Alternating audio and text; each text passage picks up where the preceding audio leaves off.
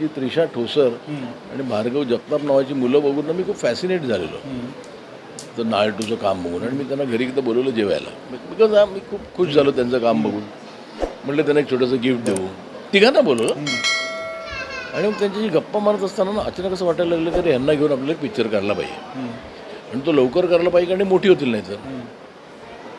एकदा असंच विचार असा आला मनात की त्रिशा ठोसरचे आणि भार्गव जगतापचे वडील जर का शेतकरी असतील आणि त्यांनी आत्महत्या केली आणि त्रिशा ठोसरला शिवाजीबद्दल भयंकर फॅसिनेशन आहे, तर 2-3 गोष्टी आल्या डोक्यात आणि म्हटलं ती जर का त्यांची एवढी मोठी भक्त असेल त्या संकटाच्या वेळी ती पहिला कोणाला हाक मारेल. आणि तिच्या घरी तर शिवाजी महाराजांचा पुतळा असतो आणि ती म्हणते महाराज तुम्ही विसरलात आम्हाला, याचसाठी गेला होतात का 8 तास. आणि ते सुचलं आणि सिनेमा लिहून झाला रेडी. आणि